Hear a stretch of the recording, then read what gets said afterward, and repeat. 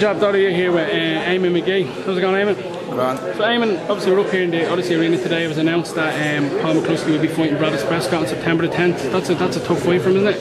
It is. I didn't realise. Well, I knew that Prescott had so many knockouts, but I didn't realise that he had so many knockouts in the early rounds. So Paul, and including ourselves, John and myself, we need to watch to see that we know that he's going to be very dangerous later on. But again, the best way of beating the Prescott is watching the Kevin Mitchell fight. You know, if you just all you got to do is box him, take no chances, and just watch him coming out of the traps early, and Paul should be very successful. It should be a pretty easy fight to work out what way to beat him. I suppose it's not going to take much for the whole camp to be motivated, considering what happened in the Amir fight. So I suppose for you all, this is a way of killing two birds with the one stone, moving Paul on towards the roadside lands, beating someone who beat Amir. Yeah, I mean, as Khan had said himself, fight the fighters. Well, he's done. Paul's actually done. He's done the right move. I think he's the right team behind him.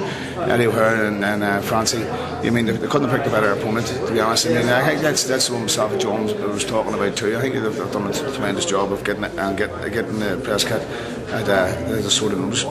Okay. I was just to ask you, Eamonn, you've a couple, I suppose, difficult nights lately. Obviously, Paul obviously lost in Manchester, but then Andy Murray, who's also up in the Brain camp. He was beaten in Wales. Then you were down in Dublin yourself a couple of weeks ago, and Brendan Fitzpatrick was beaten. So it's been a difficult couple of weeks. I mean, all gyms will go through a big bad patch. But there's one thing that you've got to understand is it's about the way the boys have got to the world stage of what they're at. I mean, you don't fight for European titles and WBA world titles if you're no good at the boxing. The boys deserve to be exactly where they were. They'll have their chances.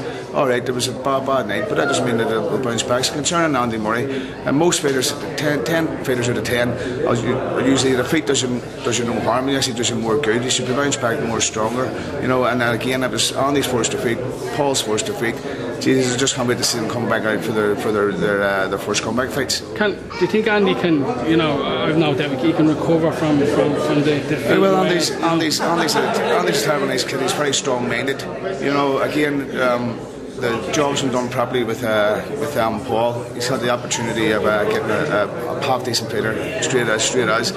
I mean, Andy should be something along the same level. You know, we don't need an easy fight for Andy. Andy's already done his apprenticeship. He knows that he has to fight somebody that well respectable to get himself straight into title contention again. And just regarding that fight, I suppose the last question.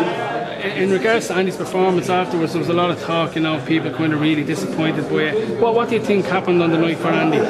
Oh, well, I mean, I think Andy was I didn't think he handled the situation very well enough. You know, I thought he was pretty nervous. Even all day walking about the place and leading up into the fight, and even he looked to be nervous to me for the first couple of rounds, even when John himself was talking to him.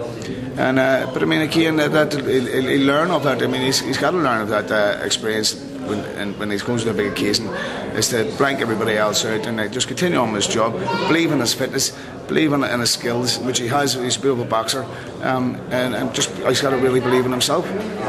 Thanks very much, Eamonn, for talking.